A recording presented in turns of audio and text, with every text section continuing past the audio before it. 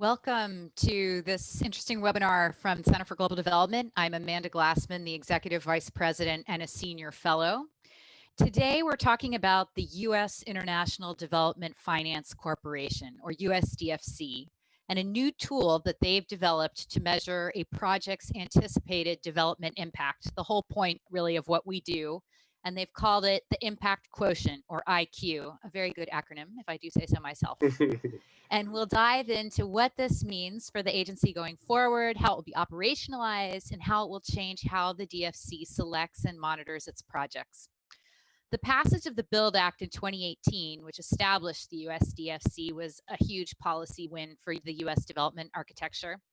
Development finance, that means investing in the private sector in emerging and frontier markets with an eye to maximizing not just economic returns, but also social returns, is a really important instrument in the broader development policy toolkit.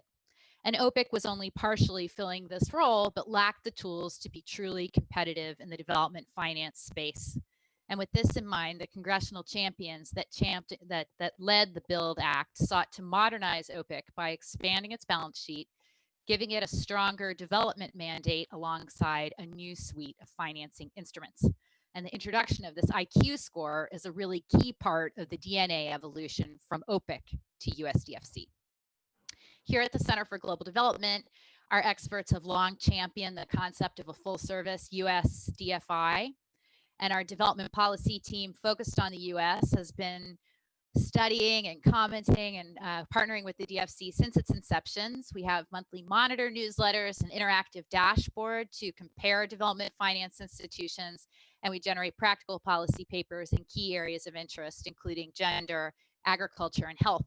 And for all these reasons, we're so pleased and proud that the DFC leadership is here today to discuss its brand new IQ system. We have two really impressive guests joining us. We'll kick off with a discussion from DFC Chief Executive Officer Adam Boehler, and also Congressman Joaquin Castro, who's the Vice Chair of the House Foreign Affairs Committee and Chairman of its Oversight and Investigations Subcommittee. So important as we begin the process of implementation of the USDFC's ambitious agenda. So we'll hear about strategic development priorities for the agency from both the DFC itself and from a congressional vantage point. And we'll follow that by a deeper dive into the workings of the IQ system. DFC VP Claire Abbott will introduce the IQ system, and then we're pleased also to have Hans-Peter Lankus of the IFC join us in conversation. They also have a really interesting approach to measuring development impact as part of their operations. If you're joining us, please share your questions today via YouTube, on Twitter with the hashtag CGDTalks, or by emailing events@cgdev.org. So I'll turn it over to all of you. Just a brief introduction. Back in September, Adam Boehler was confirmed as the very first CEO of the USDFC. He previously served as the head of the Center for Medicare and Medicaid Innovations, now called the Innovation Center within the U.S. Department of Health and Human Services. As a health economist, I'm very excited that you're bringing that health experience to the USDFC. And he was also in the private sector previously as CEO of Landmark Health, a company he founded that delivers round-the-clock medical care to chronically ill patients in their home. And he'll be followed by Congressman Joaquin Castro. We've already mentioned his role on the subcommittee of the HVAC Oversight and Investigations. Congressman Castro has represented Texas's 20th congressional district since 2013 and is the chair of the Congressional Hispanic Caucus. And prior to his election to the House, he served 5 terms as a state representative. Thanks so much for joining us. So Adam, I'll turn to you first. Can you kick us off by giving us an understanding of why the IQ tool is so important for the DFC? What's the big picture? What do you plan to do differently, and how it will guide investment decisions? Absolutely, and thank you for having me on, Amanda. And let me just start by thanking Congressman Castro for joining as well. One of the things you'll see, and this is my second job in the U.S. government, and both had a similarity in that it wasn't about a political party. It was about America and what's best based on our ideals. And so we work very closely with Congressman Castro and so many from both sides of the aisle. And that means a lot to me personally. It means a lot to our agency. We're out there driving development, and that's something that everybody can stand behind. So thank you, Congressman, for joining. It means a lot. With respect to the IQ score, at the end of the day, one of the questions we always had, and this in becoming DFC, is how do you measure your impact? And there are certain measurements, for example, number of deals or dollars put out or return. But at the end of the day, if you're trying to measure development impact, dollars out or number of deals isn't the correct metric. It's a process metric, and it might show activity or how hard you're working. But at the end of the day, given that our mandate is development, I would much rather write a $500,000 or $100,000 check than a $100 million or $100 billion check, for that matter, if the development impact is more significant. It's not about the money you put out, it's about the outcomes you're driving from a development perspective.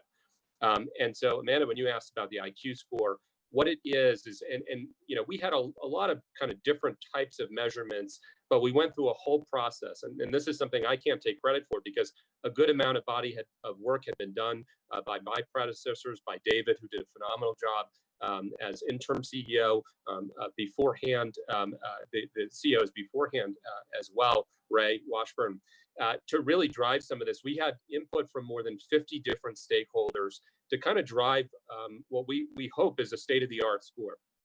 And the idea is it's measuring a few things. First of all, it's comprehensive in nature. It doesn't just measure a moment in time.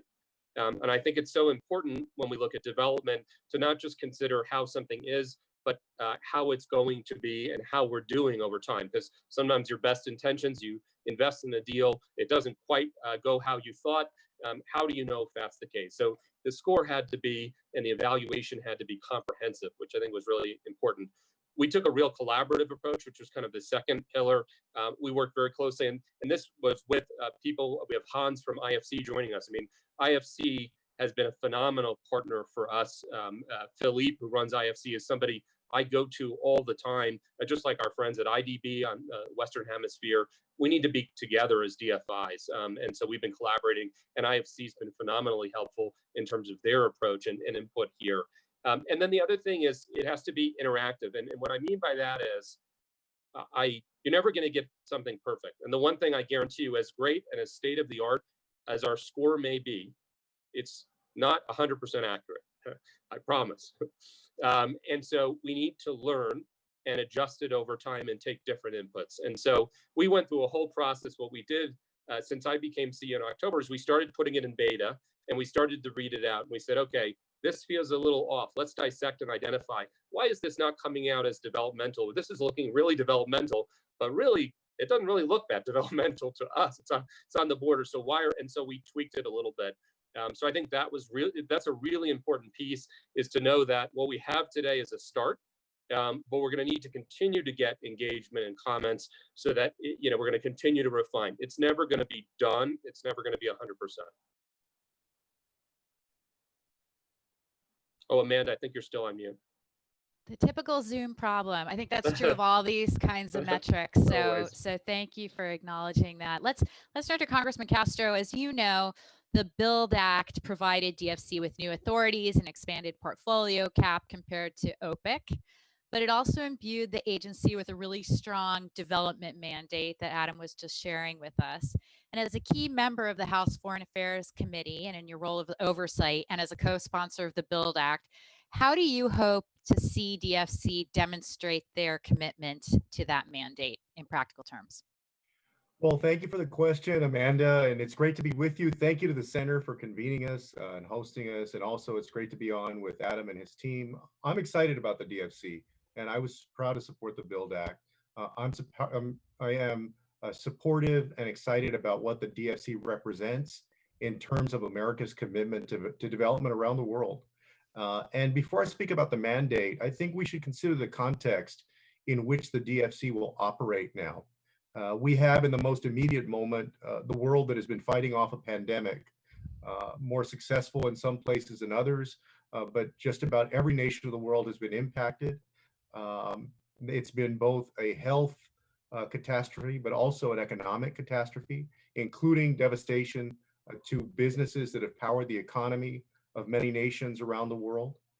And even before the pandemic, you have a situation around the world where we've had the highest number of people who are displaced from their homes And I use that figure, I speak to that figure, 70 million people, because it speaks to the dire need for development and for US engagement in places like Asia and Africa, Latin America, and for the good work that we've done in the past. The United States has been a leader in different forms of development, and I believe that the DFC will be an important component of that. In terms of what we hope, or at least I, as one member of Congress, hope, but I think it's shared by people across the aisle. I hope that the DFC will be an instrument for us to achieve around the world democracy, freedom, and human rights, and help the nations with which we engage achieve all of those things.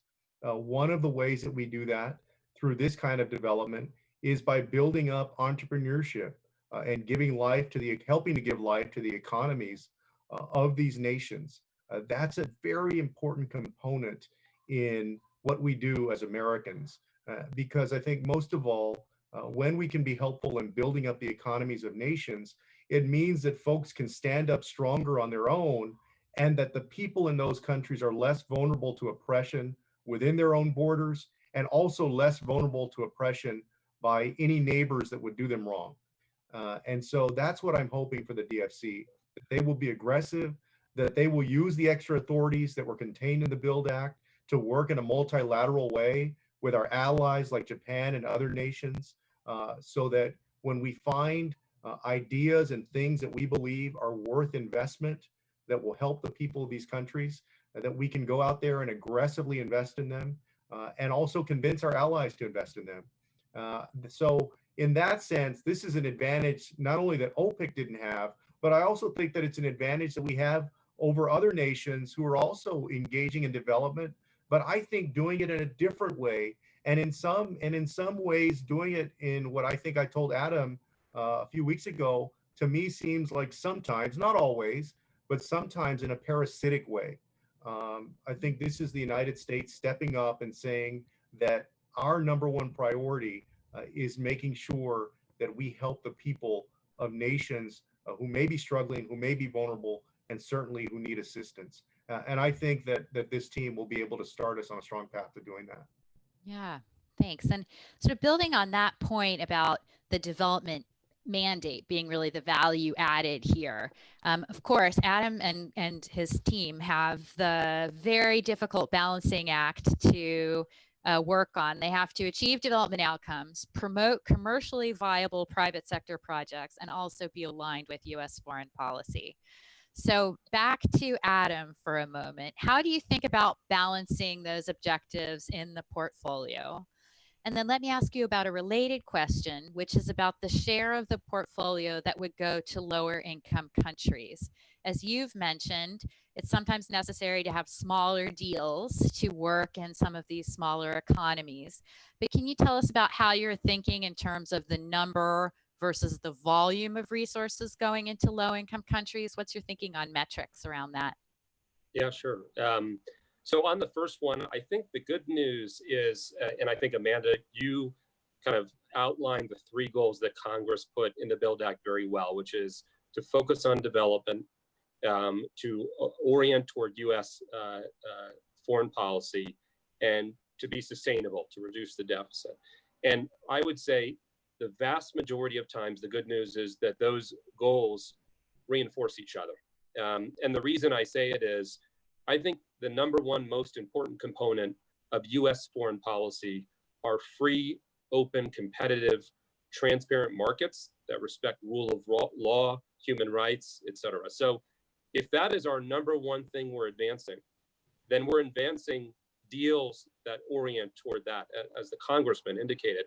And those are the ideals. And I do have the ability, since that's our number one component, to compare and contrast us in foreign policy against others, because my main point to other countries when they work with us is we're not here to have an outsized American influence. You know, we tried that, and that didn't work. That was called colonialism. We're here to work toward sovereign nations that maintain their own sovereignty, but we are looking for markets that are open and transparent and rule of law and rights. And that way, and that's why, you know, from my perspective, I would much rather do a smaller deal size and do it with IFC or the UK or other like-minded countries, because it shows that. It shows that it's not undue influence. And by the way, that differentiates us, because some of our competitors, that is not the reason they're doing those deals. And then on the sustainability side, returning money to the American taxpayer, oftentimes your best deals are those that do sustain, because when they're self-sustaining, then you've taught somebody how to fish, and you're going to have your biggest development impact. So they almost always reinforce each other. There are times when they may not. There may be times when we would see an opportunity that makes a really huge development difference, where it doesn't make as much money as other deals. It's not quite there. But that's why we rate in each category, we rate each deal. So if I see a very high IQ rating, that means that we're going to look to overlook in certain cases if you have some deficiencies other places. Same thing in other places with foreign policy. We're always doing development deals, but you have more flexibility that way. The one other thing that I think has been really valuable that I want to comment on the IQ score is not only is the score a measurement system, but it actually drives the makeup of the deals. And let me be specific. We have a wonderful women's program focused on women's empowerment that's called 2X. And I'm very proud of the team there. And it was started by a woman, her first name's Katie, who went to the private sector not too long ago and was picked up by a charity and her team, and seamless transition. They've taken it to the next level. So we had a goal, along with other development finance institutions, to do $3 billion of women's focused empowerment investment. We actually exceeded it. We did $4.5 billion. But one of the most important things is, because in the IQ score, we actually gave extra points if there's women's empowerment. What happens is our deal teams, we're a deal-oriented shop by nature. So you have to obviously think of everybody's motivation. So some of our deal team, they want to get transactions done. Well, in making the IQ score really important, and then within their women's empowerment really important, they know they'll be able to get more done if it has a higher development impact and if it's impacting women in a positive way. So what they do is they early on work with the deal to ensure that actually it has a positive impact. So we have deals that without that focus from the IQ score wouldn't really be a women's empowerment deal. But they start talking to the sponsors and saying, listen, if you can work this in a way and you can build in these standards and hire this amount of women as a percentage, we're actually going to have a higher likelihood of doing the deal. So it actually changed the trajectory of deals. So it's not just evaluation, but it forms deals in a positive way to increase their development and increase their focus on women's empowerment. So I think that's a unique way. And when I first came in and I was confirmed and I was read in to the IQ score, I thought, okay, that's a great eval tool. It's a great way. But more important than that, it shapes the deals to be more development oriented right from the beginning. So I think that's a real positive. And just to touch base quickly on, Amanda, what you asked on lower income countries, we've had a specific goal of at least 60% of our deals to be in low income countries, fragile states. So really to focus in there. It's not the only metric we use. I mean, obviously, an income country, if something's classified as lower income, I always like to say it's obviously based on a World Bank standard that is a mean income.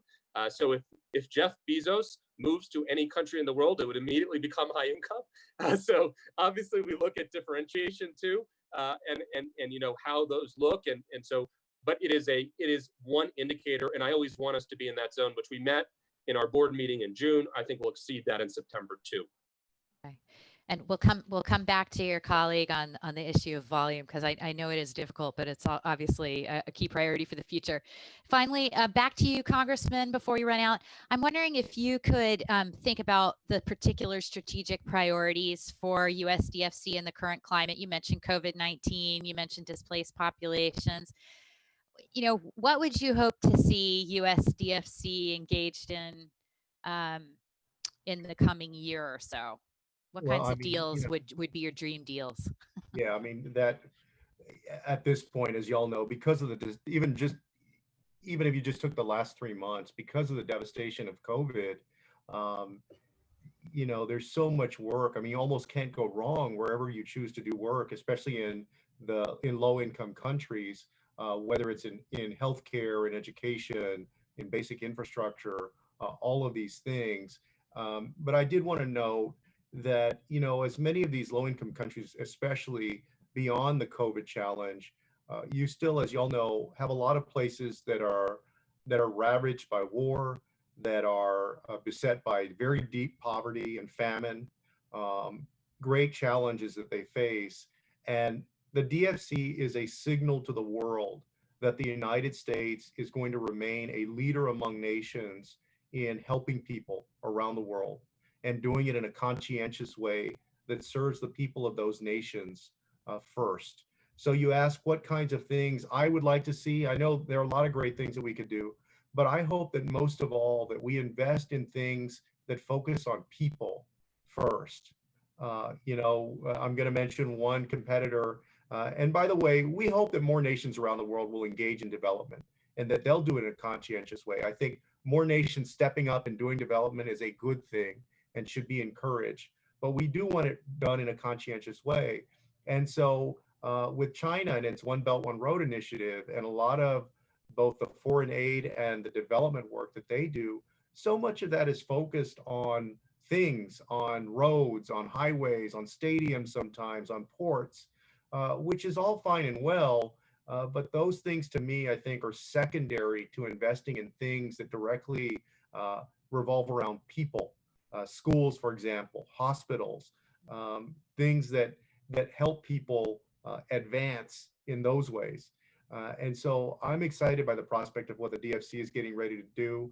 And I would also say, in closing on my remark here, that the stronger these nations become, the better job that we can do in our work through the DFC, but also the other aid work, right? This is no substitute for the foreign aid, for what USAID does. I've worked with them on a lot of things. So in concert with the other American efforts, the the stronger these nations get, that means that the rule of law, I think, is also going to be stronger in those places. That it's harder for either inside or outside forces to subvert the rule of law. And when that's the case, that's a benefit to the people, but also a benefit to the United States and the other nations who are their neighbors in the different regions of the world. So we have a lot riding on this, Adam. Congratulations on your post. Folks are very excited. I think in your confirmation, you were, I think, unanimously confirmed, which is great. It's a symbol of bipartisanship that unfortunately you don't see as much in Washington, D.C. As we would hope these days. But, the DFC has our confidence and our support, and we're very excited about the great things it's going to do around the world. Thank you, Congressman. Thank you, Congressman. So I think we have 5 minutes left of Adam, if you're still willing. But just two questions for you in follow up. Obviously, we're going to a very difficult economic cycle, but in a way that makes commercial banks more constrained. Would you see the USDFC ramping up during this period? And then how would you know when to come back? Because of course, we don't want to crowd out private banks. And then a second question, just given your incredible healthcare background, can you tell us a little bit about what the USDFC is doing in the health sector? Yeah, sure, Amanda. So on the first, I think one area where DFC and other development finance institutions, we've actually formed an alliance again with IFC and others, where we can provide a lot of help immediately during COVID is liquidity. Mm-hmm. And you take a page from the United States, and we obviously put out and just renewed our PPP. And I was just with people just a few moments ago saying, hey, if we hadn't had those PPP dollars, I can't imagine how many folks we would have had to lay off as a business owner, and how that made a difference. Now, in a lot of developing countries, they don't have the central bank there to drive a PPP program. So the first thing we really did is created liquidity, and that can be done through central banks. It can be done through commercial banks to ensure that there is liquidity so that they, as you have months of disruption, folks don't go out of business, and they don't lay people off. And I have to say, it's something that universally in our DFI Alliance, we have worked together very closely on, very aligned. And in fact, it's one of the things every once in a while, coming out of a difficult situation like the pandemic right now, you have things that change that you hope don't ever revert back. And I think in the healthcare system, a good example is telemedicine, or quite frankly, getting tested at CVS instead of having to go somewhere else, right? These are advantages that I think structurally won't go away. In this case, one of the advantages, I think, and us and the other DFIs have been talking for a long time about not repeating long diligence cycles, but sharing. And we've had to do that in this case. You can't do 6 months of diligence because that time will pass you by. So I think that's been really exceptional, and you'll see us do more of those transactions to provide liquidity until that's not needed anymore, and then we'll go back. On the healthcare side, I brought in an individual from HHS that I work with at Innovation. Her name is Nafisa Jawani, and Nafisa worked at HHS and at CDC. And one of the reasons we've looked at healthcare here is I do think there is an opportunity in developing countries to skip a step. And so if I use the analogy all the time in my head of Africa moving to mobile phones. They moved very quickly because they didn't have fixed infrastructure. We in the United States invested in a lot of fixed infrastructure in hospitals in the 70s and 80s. I don't think that developing countries have to make that same mistake. Not that we don't need some hospitals, but I think they can skip a little bit of a step and orient toward telemedicine, home-based medicine, digital healthcare. And so we did set up a specific healthcare shop. And so we've been very aggressive during this crisis in investing in healthcare. That could be anywhere, PPE, et cetera, anything we can do to help countries. Been very involved in the ventilator effort with helping other countries. But beyond that, how can we learn from this and skip a step and kind of really advance developing healthcare systems? So Nafisa is building a whole practice around that. And I'm super excited about what she's doing. Cool. Well, we'll have her back for a second round. But thank you so much, Congressman and CEO Boehler. We'll now move to the next part of this panel, which is to dive into the IQ. But thanks so much for joining us to talk about the meaning of the tool, how it embodies the mandate and mission of the organization, and how you expect it to be implemented. So thanks a lot. Thank you. Thank you for being such a champion, Congressman. Okay. Oh, yeah, likewise. Okay. So I'll introduce now our next speaker, who will take us into the IQ tool. Claire Abbott is the Vice President for Development Policy of the USDFC. And while she recently joined the DFC, she's been working for a long time in both the private and public sectors, including in management consulting at the McChrystal Group and at Booz Allen Hamilton, and as Director of OECD negotiations at the U.S. Export-Import Bank, where she managed policy implementation of OECD guidelines and oversaw XM reporting requirements related to social and environmental impacts of projects. That sounds right up the alley of the IQ. So she's responsible for ensuring that DFC has quantifiable metrics to demonstrate the impact of projects. So I'll turn it over to Claire for a presentation. Thanks. Great, Amanda, thank you so much. Do you have my audio okay? Great, okay. I will give a second to get the presentation up on the screen.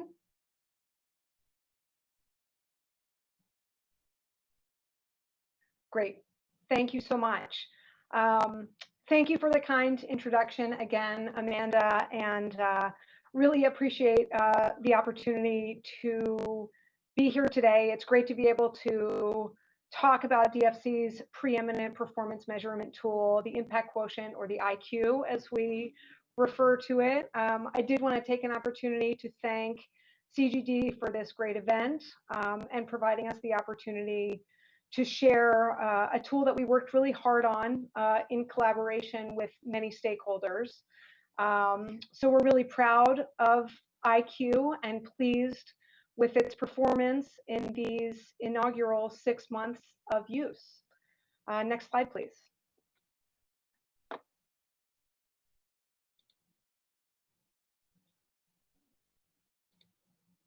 Thank you. So focusing a little bit on the goals, and Adam hit on these, so not to belabor the point, but in kind of the development phase of the IQ, the thinking was really an interest to kind of inform decision making both now and in the future. So for future deals down the road, how can kind of the way that we're doing deals now also inform kind of future decisions on the kind of deals we do in the future. Also taking kind of a cradle to grave approach when we're thinking of tracking projects, specific development metrics. Adam hit on that as well. And also provide a data-driven metric upon which we can base and found really sound reporting of our activity. Next slide, please. So as many of you, I'll give it a second. There we go. Thank you. As many of you are aware, every DFC project is evaluated and classified into one of three categories: highly developmental, developmental, and indeterminate. And it is, the tool itself and the methodology is designed to be comprehensive in nature. So it captures both positive and negative development impacts, which is an improvement actually from our kind of former methodology, the matrix system that was used previously. And this next point that I'm going to raise, this is something that Adam hit on, so I'm going to kind of double click on that a little bit. And that's the fact that the IQ tool creates a positive incentive structure within DFC, really to maximize the development impact.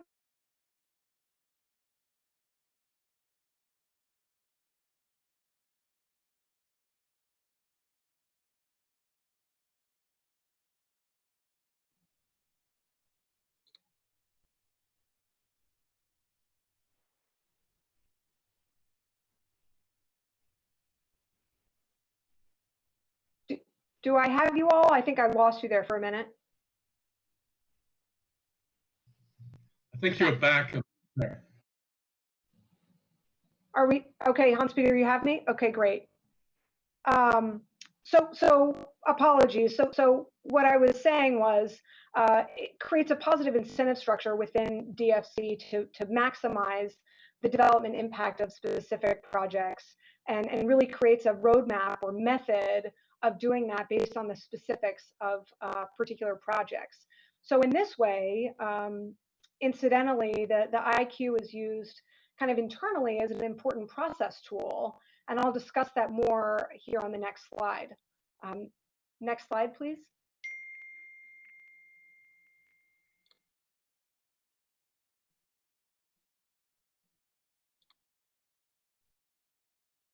Great. So as Adam mentioned, but just to kind of walk through in some more specifics here, the IQ really does inform every stage of our process at the DFC.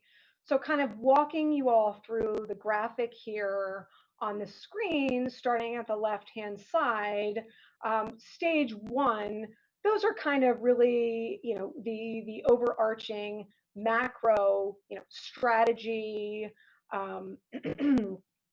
bigger picture priorities and initiatives of the agency as a whole.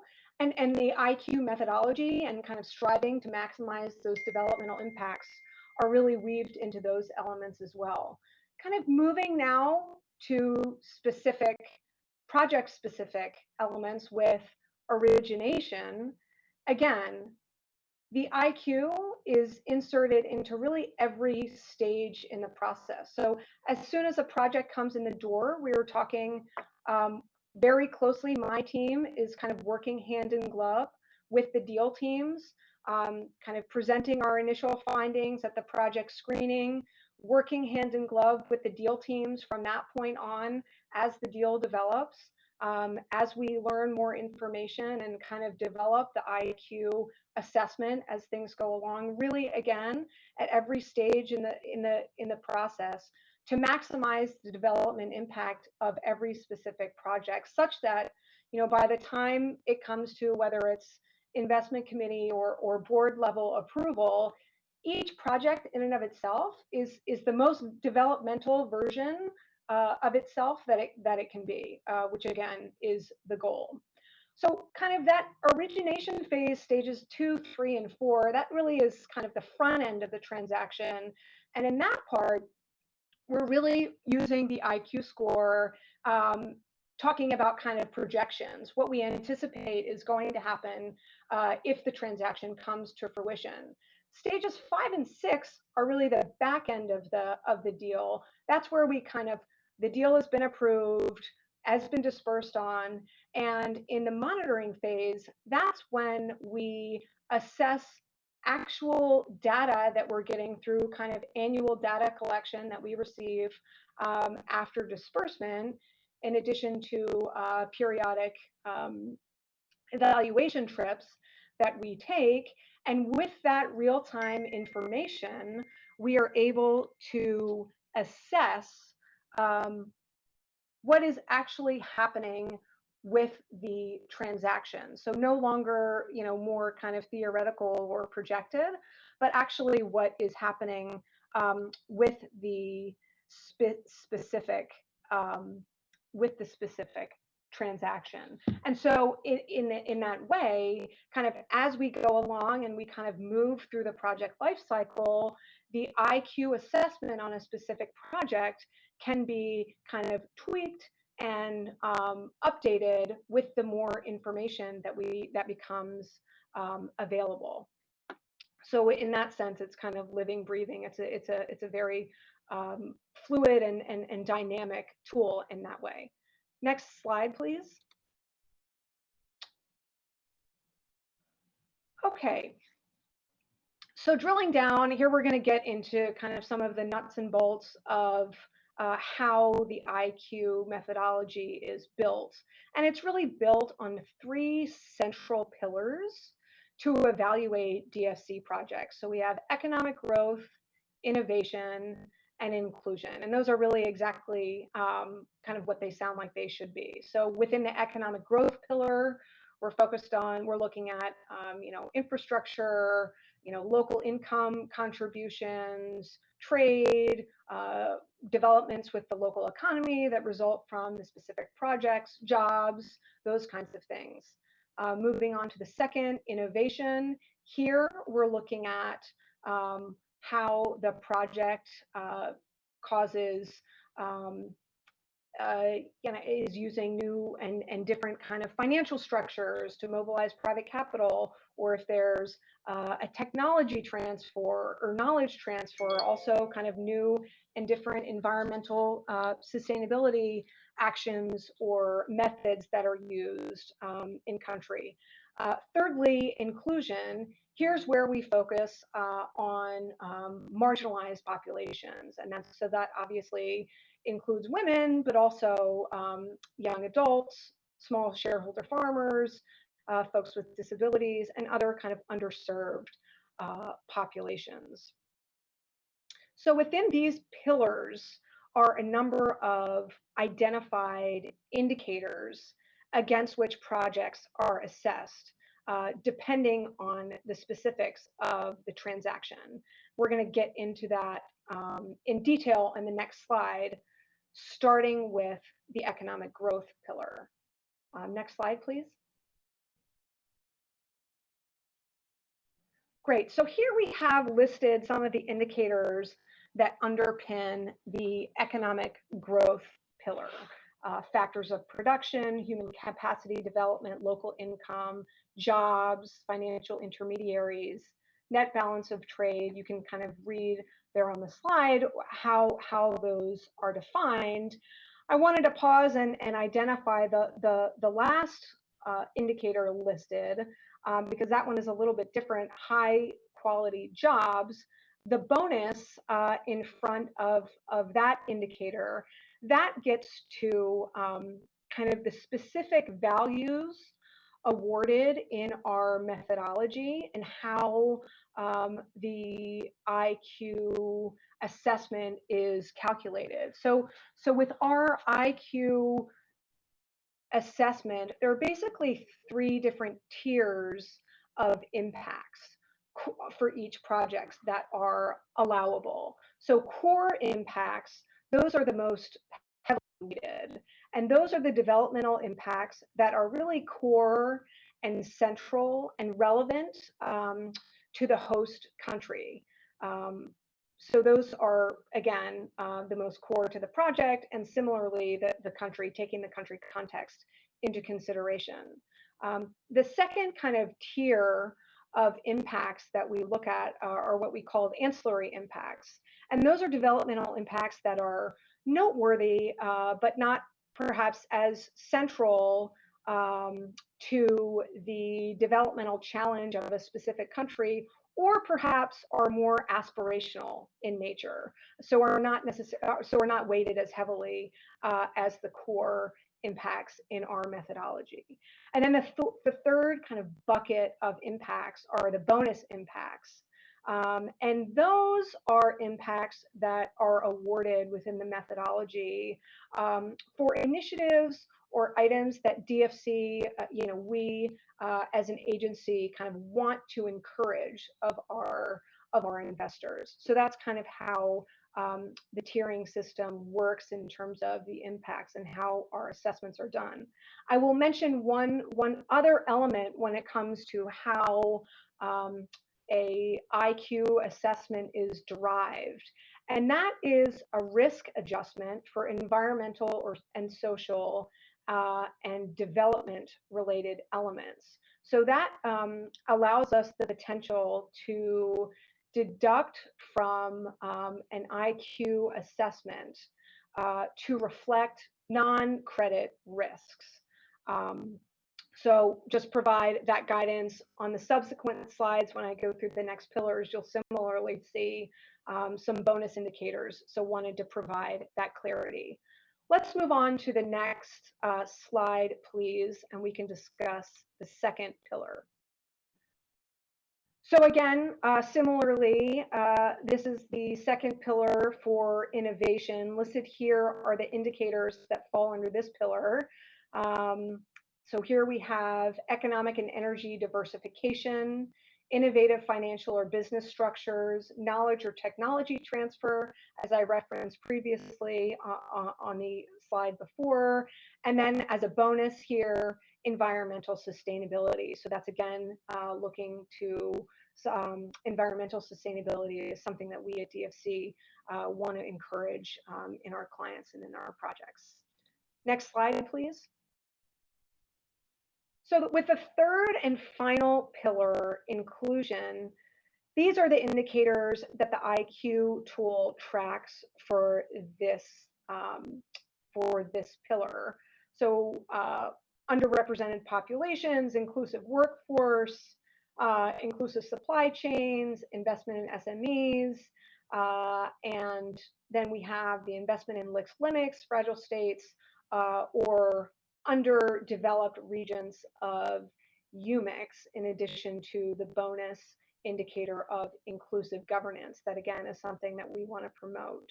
I did want to pause for a second on the second to last bullet there and talk for a second about the underdeveloped regions of UMICs, because I think this inclusion pillar creates an opportunity for DFC to be kind of surgical and nuanced in our approach to how we think about developmental impacts, and really target the most challenged, underserved, or marginalized populations within, an otherwise, kind of more thriving environment in a UMIC market. And so I think that in that way, the IQ tool is specific and nuanced enough to be able to capture these more kind of, again, surgical benefits and efforts, which I personally believe speaks to the strength of the tool and methodology that we can be targeted in that way. Next slide, please.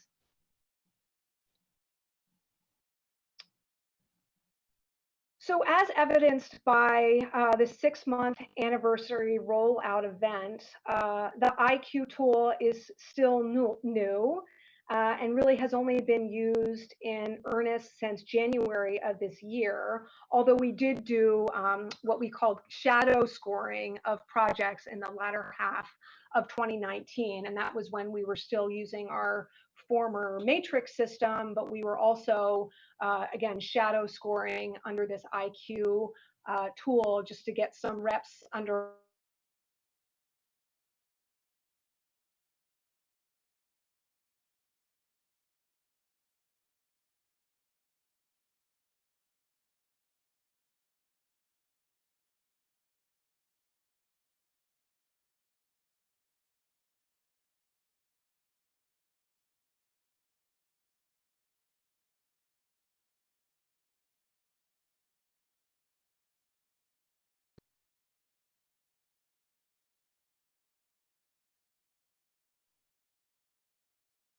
Looks like Claire's video has frozen. Maybe I'll take this moment. I think that Claire was getting towards the end of her presentation, and I'll take this moment to introduce Hans-Peter Lunkus, who's the Vice President that works on economics and private sector development at the IFC. You've participated in the IQ process, but the IFC has its own development impact system, the Anticipated Impact Measurement and Monitoring Framework, and that you led the charge in designing and implementing this. Could you tell us a little bit about how comparable these instruments are? What was your experience in launching the systems? What were the hurdles? What would you do differently if you were to start again? Maybe we can turn to you for a moment. Okay, thank you very much, Amanda. And I'm sorry we lost Claire there. I hope she comes back because we're going to have a conversation, right? Yes, she'll come back. Look, first of all, really thanks for having me in this, and thanks to DFC as well to bring us in. And in fact, as Adam Boehler said very graciously, we have been in a long conversation together about impact systems, and it's been helpful, I think, for both. It's really gone both ways, and it's great to have you, DFC, as partners. I don't know if Claire hears me. I'm going to repeat it later. I also want to just sort of congratulate DFC because it's quite, on developing IQ, because it's quite a task. We've gone through this ourselves over the last 3 years with our new system, challenging. And so there's a lot of credit that goes to Claire, to Laurie, and to their teams. Now, Amanda, you were asking about the two systems, and there are quite a few fundamental similarities. I see them both as really 21st century impact systems. And you know, it's kind of interesting because the world has changed. There used to be a time when this was a conversation between development finance institutions.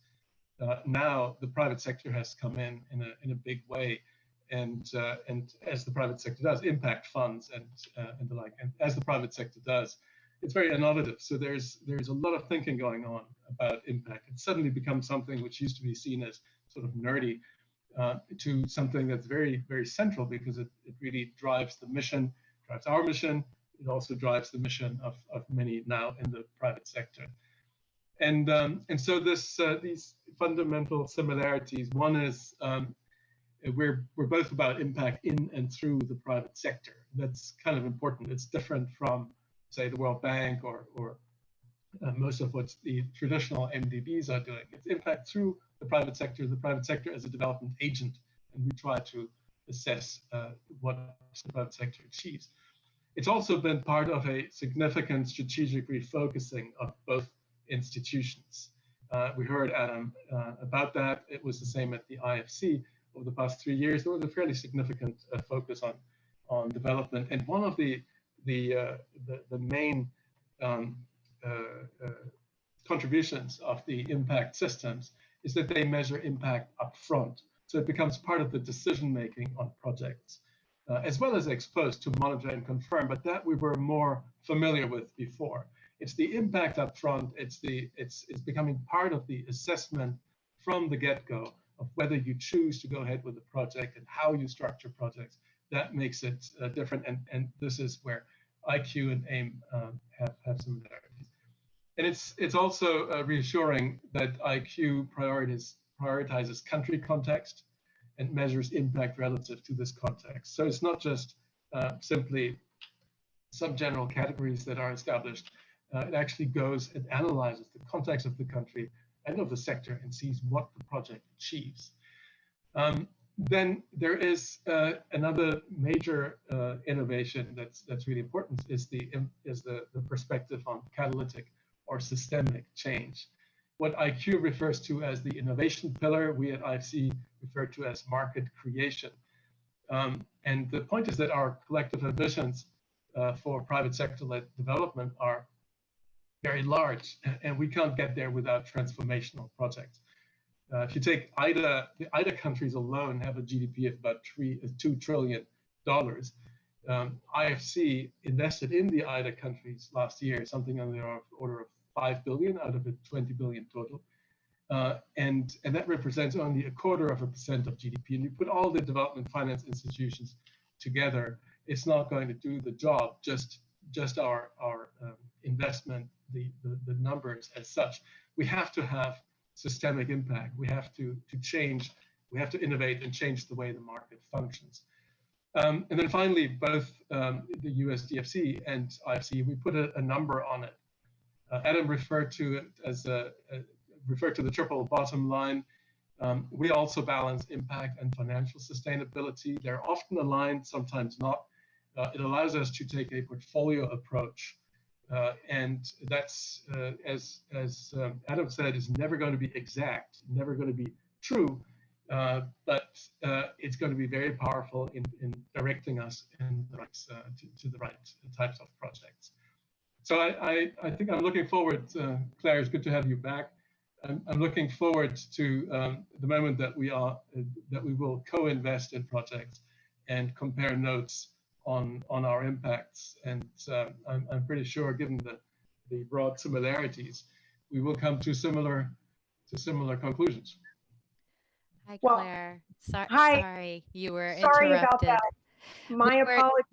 No problem. We're just getting started talking about the implementation of these kinds of frameworks. So Hans-Peter was just reflecting on the AIM framework and how that's changed, how investment officers choose projects and the overall how they assess overall portfolio performance. And I'd love to drill down on some of those issues, but also want to give you an opportunity to wrap up with any comments that you had right there at the end.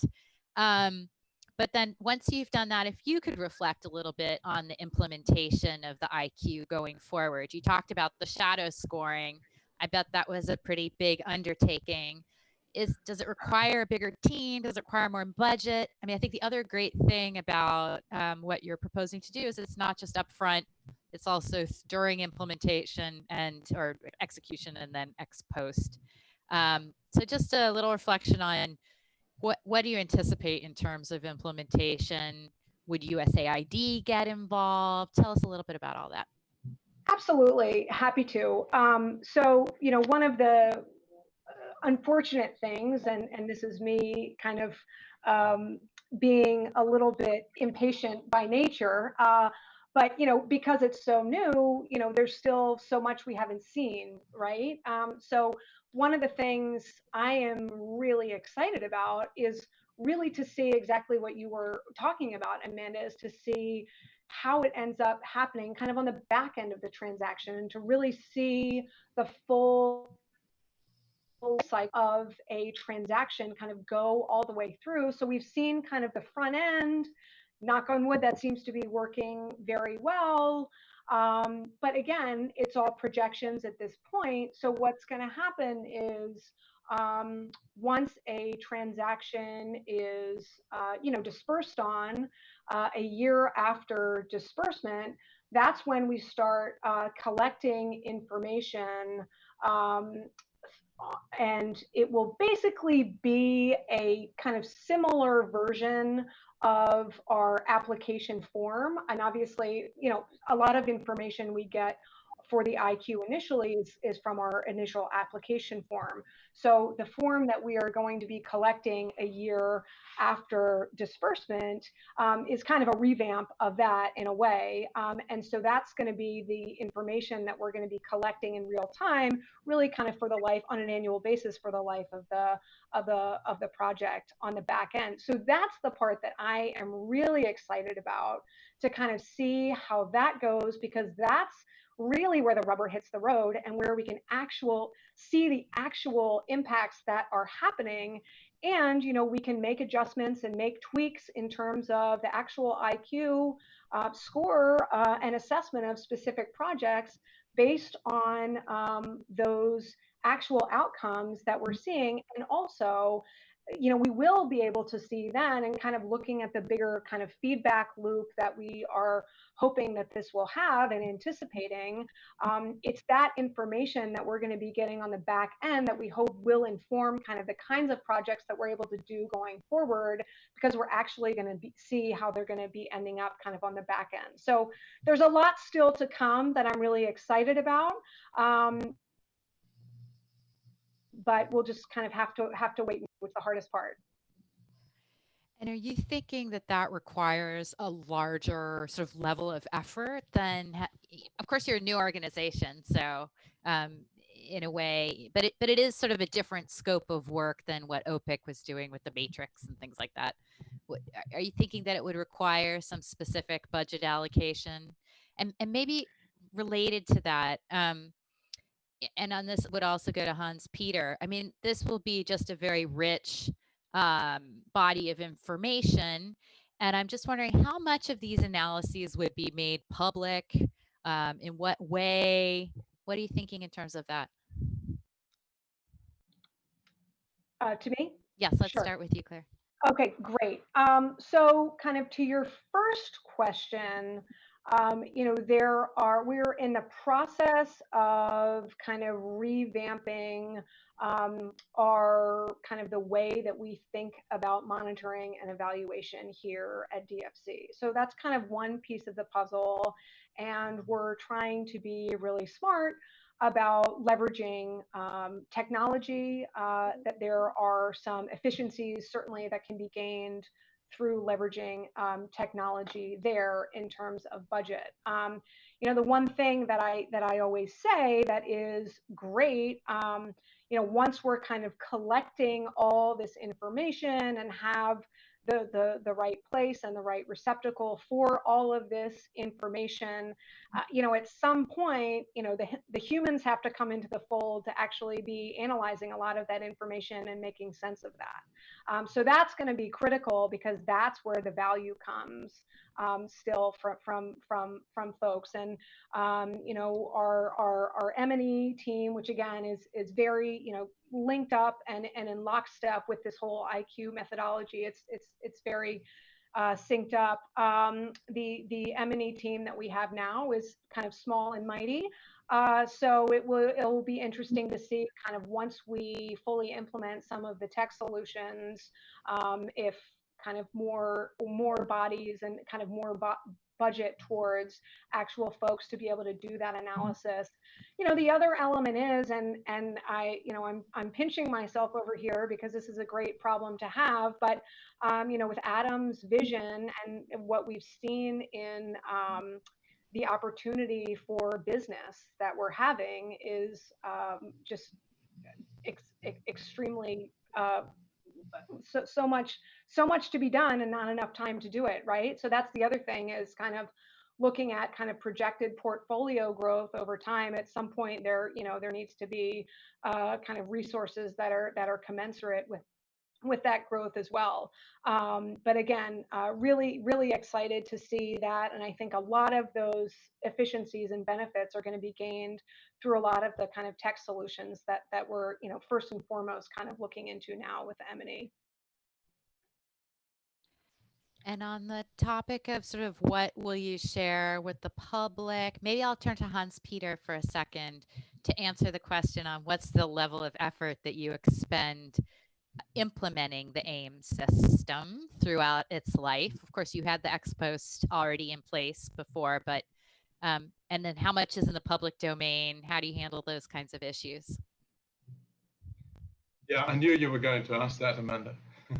Excellent. And it's a really fair just on the implementation. So we've been implementing for 3 years now, about 1,400 projects, and that includes 450 in the portfolio. So we went backwards so that we would have a critical mass of the portfolio, and about 950 at this point live ratings over the past 3 years.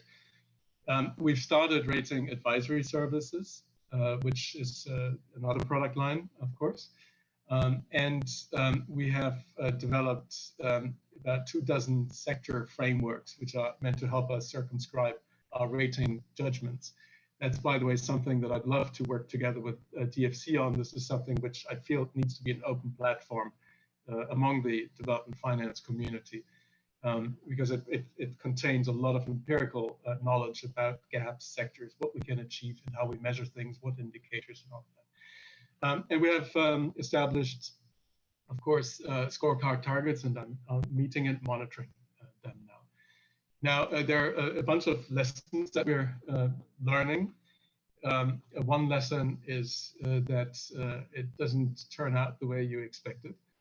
COVID, for instance, has a major impact on our portfolio, of course. It will have a major impact on the impact side as well, the development impact side, not just financially. There has to be flexibility. So the monitoring side needs to pick up what we put in as expectations, but it also has to be capable of picking up how we help our clients then adjust to a totally new situation. We shouldn't be stuck on whatever the expectations were ex ante. We have to look at what we can achieve in the situation as it then presents itself. There's also one important lesson is that we should not be afraid to iterate and to course correct. We have done that now several times. We've gone through 2 different scoring scales. We've made regular adjustments to the monitoring rules.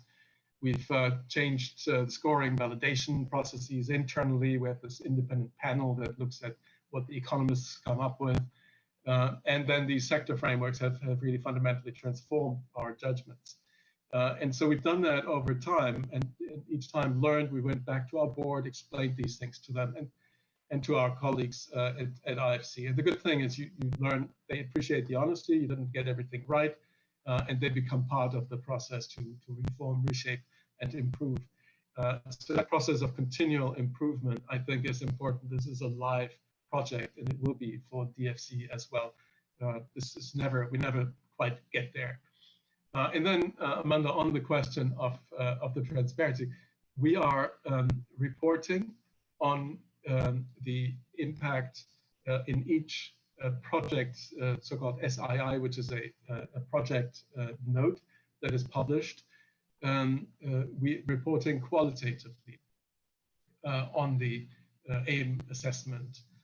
By the way, our system is called AIM, right? So anticipated impact, measurement, and monitoring. Although I like IQ, I have to say so, but now we can't take that one. But so the AIM is described, the project impact is described and disclosed. We also have reporting in the aggregate and by region and by sector on the ex ante ratings that we have. And we will now begin to do the same ex post, because we begin to have the first crops of ex post. So in the aggregate, we're reporting by different sort of slices, different forms of aggregation. So that is the main reporting that we have today. I think one thing that you're suggesting is there might be a lot of benefits from the DFIs to cooperate together, both in terms of the frameworks that they're using to assess impact, as well as some of these sector frameworks that would enable you to know what the market, what's happening with the overall market, and whether these gaps are, whether there's really value added and things like that. Can I ask you both to reflect on that issue? And then Claire, we do have a couple questions about to what extent information will be disclosed over the life of the project from IQ and things like that, sort of going back on that transparency thing. But maybe I'll turn back to you, starting with Claire for both of those issues. Go ahead, Claire. Sure. Thank you, Amanda. I popped out for a second, but I'm back. So what I think you can you repeat your question just to make sure I'm tracking? Yeah, so one question is related to Hans Peter's comments about how it might be useful to collaborate on these sector frameworks that the IFC is doing, which enable them to look at sort of the market creation that, under your innovation pillar, but to look across the market to assess what the effect is of a given deal or a given industry, given business. In that context, and how it might be useful to work jointly. And I mean, similarly, you can imagine several kinds of knowledge products coming out of this effort that you're doing to analyze all these different dimensions. Just feels like a very rich space. And then the question is, if AIM and IQ are similar enough, I mean, should we think about DFIs trying to approach this and with a common core or something like that? So that was one question. And then I was coming back to this question of how much of IQ would be in the public domain. Hans Peter shared that they put out a qualitative report by project on the AIM, but then they analyzed the rankings on the regional level. They're soon going to be able to compare their ex ante to their ex post. So that's the second question. Sure. Well, I'll start with your first one on the idea of collaboration, and I know the work that my team has done, kind of engaging with peers and colleagues in the space, has been so fruitful and so helpful. So definitely would love to continue to engage and support those efforts. To Hans Peter's point, I mean, these are kind of living, breathing things. So in that sense, they're very dynamic and never done. So there's always, improvements to be made and tweaks to be undertaken. And so in that sense, it's great to be able to have that really collaborative approach. And kind of understanding, even if separate methodologies are maintained, there's still benefit from learning and understanding in those differentiated approaches. As far as kind of consolidating into one approach, I don't know what the appetite is for that. I'm hearkening back to my time at Exim, when I was part of the negotiation on the kind of agreement on export credits, and any organization like that, definitely you're looking for the long time horizon on something like that. So I don't know. Again, I don't know what the appetite is there, but certainly.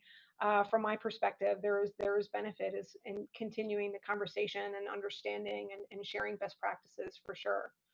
To your second point on transparency, we certainly, as an agency, are committed to the concept of transparency and welcome continued input and feedback on as we kind of continue to work through our IQ.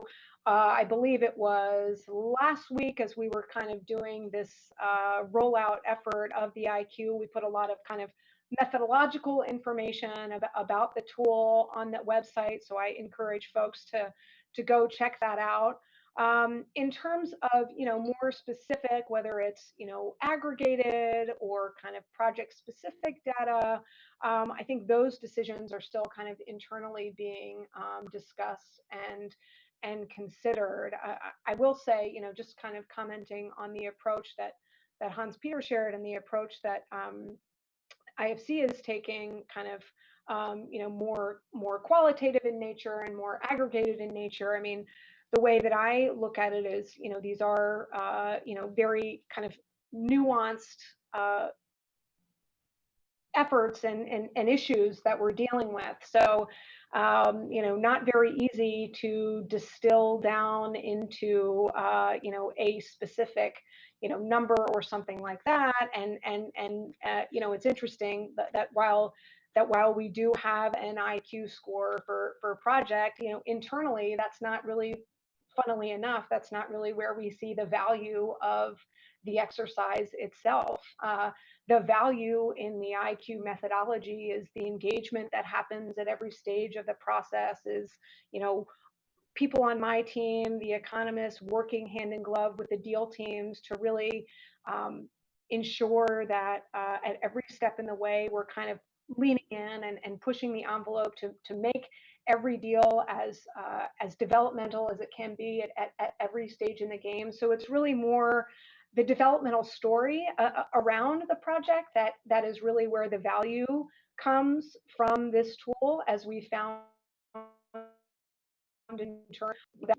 I appreciate kind of, it seems like a similar approach, that the IFC has taken. I appreciate that. Great. You want me to add, Amanda? Yeah, and maybe also when you add, I mean, obviously a place to easily work together in some of these areas are when you're co-financing, right? What would you do if you're co-financing? Whose framework would you use, or would you just use both, or what are you thinking? And have you co-financed? Will you co-finance? Oh yeah, no, we're co-financing. Adam was referring to this health facility. There are lots of good examples of co-financing. We have our own systems, and you look across the DFI community. I don't know how many are we officially in the 30s. Everybody has their own systems. There are similarities, but they differ somewhat, and it's got to do with mandates, got to do with the level of ambition that everyone can have. So do you want to transform a whole market? Well, you need a certain size to be able to do that.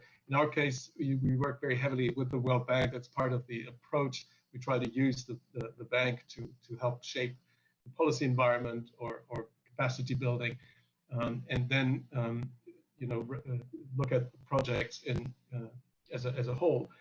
We want to be able to capture that. That wouldn't be true for everybody. There are different emphases that shareholders are giving to different types of objectives. So it's everybody has a reason for their system. But if you disaggregate our measurement systems, there are different components. One component is the data. What indicators and what sources are you using? Another component is what's the analysis, what's the development thesis that you have, and what is your assessment of the baseline, and then there's a way of putting it all together and then coming up with a number. If you just aggregate that, on the first part, there has been a lot of work and progress among the development institutions, including DFC and us, on harmonizing. We have the HIPSO, the Harmonized Indicator System, and the HIPSO is now being kind of made consistent with IRIS Plus, which is a similar approach that the private, the Impact Fund, I don't know if you're familiar with the GIN, the Global Impact Investing Network has developed. And so over the past year, we've worked closely together to harmonize these, fill in the gaps between the two. That's very useful. It's just simply so we all, at least when we talk about a girl's education, we know what we mean, how we measure it, what's a credible source, and that gets shared.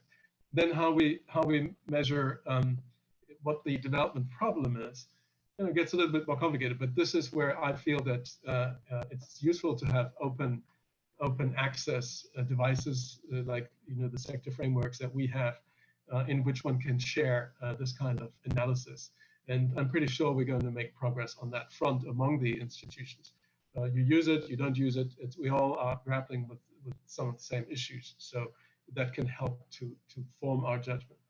In the end, when you look at the impact investing community, there is a certain interest in comparability. Because they want to attract the funds and funding sources, look across. They want to be able to see who's better, and there's a certain drive towards achieving comparability. Every fund is going to have their own nuances, but certain aspects can be harmonized. That's what we're working on. Thanks. I think a couple of the questions that have come in on the chat are about the specific indicators under the pillars of IQ. And I think probably both of you could speak to this, because at least in 2 of the 3 questions, they would appear probably in both AIM and in IQ. So what do we mean by underrepresented? What kinds of indicators or measures are you using to think about or analyze that issue? The second one is around this old low income country, low middle income country, numbers, volumes, what else? And you mentioned upper middle income, underserved poor areas. So to tell us a little bit more about what those indicators look like in each framework. And then specifically for IQ, because it does specify foreign policy alignment, how is that set of measures being considered as you push forward? So maybe we start with Hans Peter and we'll go to Claire to the end. Tell us about underrepresented, or maybe you have another way of thinking about it within AIM. So underrepresented, we're talking about inclusion, right? Yeah, so we look at it in a country context. So we have established benchmarks for each country, and depending on the issue, on sectors.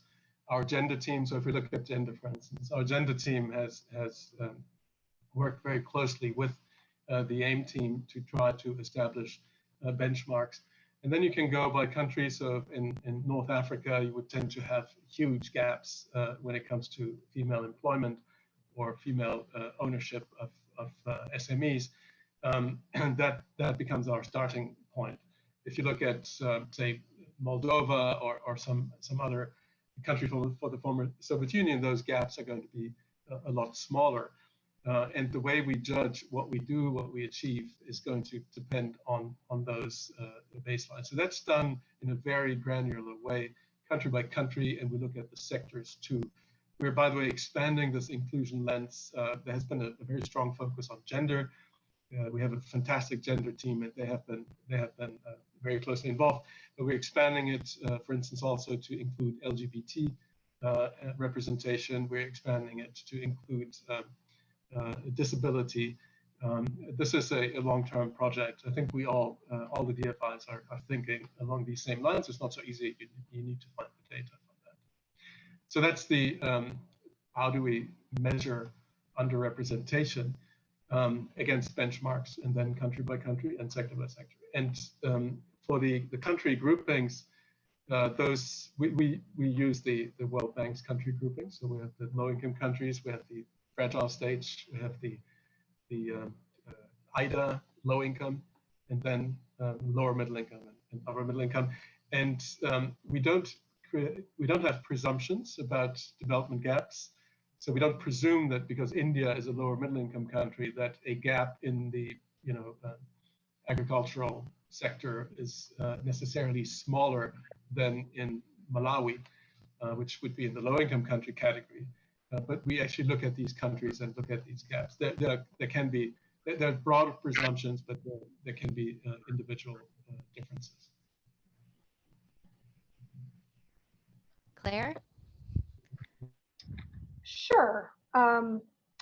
So I would say we're largely aligned there, that it is kind of within the country context that those kind of underrepresented kind of populations are defined specifically, and similarly kind of take look to the World Bank in terms of the lower middle and upper middle income determinations. I think that was part of the question. Well, it's sort of like the specific metrics that you'll be using under that pillar and that dimension of the pillar. Certainly. Mm-hmm. So, we look at, not to get overly into the details, but, kind of, for example, we'll look at how inclusive is the customer base of a specific Mm-hmm. organization. So that kind of will actually look at metrics specifically, number of new underrepresented, customers. So get, relatively granular in that way. And and then kind of where that shakes out will determine again how kind of where it falls on the scale in terms of the scoring, for example. So kind of different percentages of customers from specific populations. The higher percentages will obviously elicit kind of more value under kind of the methodology that we use. And the issue of how you're looking at the foreign policy alignment issue. So that's interesting. The IQ methodology focuses on kind of the development pillar itself. We have an interesting, when we're thinking about kind of the foreign policy lens and how that is evaluated for a specific project, we have a kind of similar, although not as involved, kind of a more streamlined, assessment tool that kind of evaluates on a project by project basis, where the project falls with regards to kind of the foreign policy priorities of the specific administration. And so kind of with that, we'll have an IQ assessment, and that will kind of capture the development angle and the development lens with the development challenge and kind of the qualitative right up there. And then similarly, we'll have this kind of foreign policy assessment that will again provide that color. And then kind of the third leg of the stool, obviously, is the credit of the transaction. So it's kind of those three legs of the stool in which kind of each transaction is evaluated on. Okay, thanks. One other question that we've received is, do all projects have an equal mandate to achieve a certain minimum IQ before being approved? And so I guess this is the question of how important is that ranking number? You mentioned that it's not really the number, it's more the approach and the way to set out priorities and the way to convey value to the the teams that are working. But is there some role of the actual number score in determining go, no go? There's not. There's no like cutoff. If you don't make this number, then it's a no-go. I think, the organization as a whole and kind of decision makers and management have taken, a thoughtful approach to how the transactions and really looking at it kind of on a portfolio basis, right? So, as a, development finance agency, obviously we want every one of our transactions to be as developmental as they can be. And the vast majority of our transactions are, extremely developmental, which is great to see. Now, there are some cases where, a transaction might take, a haircut on kind of the developmental side, but it will be an extremely kind of strategic, very high priority on like the foreign policy side of the house. And so kind of those three elements will be weighed kind of in concert with each other every time.